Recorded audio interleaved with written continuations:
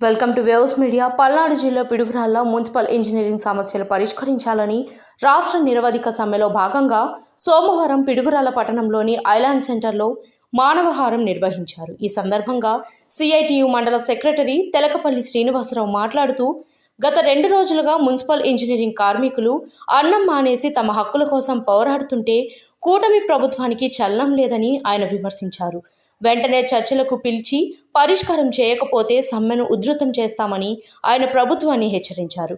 Municipal కార్మికులకు GO number 36 ప్రకారం వేతనాలు పెంచాలని, రిటైర్మెంట్ బెనిఫిట్స్, పెన్షన్ సౌకర్యం కల్పించాలంటూ సుప్రీంకోర్టు తీర్పు ప్రకారం సమాన పనికి సమాన వేతనం అమలు చేయాలని, ఎలాంటి నిబంధనలు లేకుండా సంక్షేమ పథకాలు వర్తింపజేయాలని, స్కిల్డ్ సెమీ స్కిల్ ప్రకారం వేతనాలు నిర్వహించాలని ఆయన ప్రభుత్వాన్ని డిమాండ్ చేశారు. ఈ కార్యక్రమంలో మున్సిపల్ ఇంజనీరింగ్ కార్మికులు గద్దె శ్రీనివాసరావు, కొప్పూరి రమేష్, కొక్కెర శ్రీనివాసరావు, మోహన్ రంగ, మధు, పవన్ కుమార్, పూర్ణ తదితరులు పాల్గొన్నారు.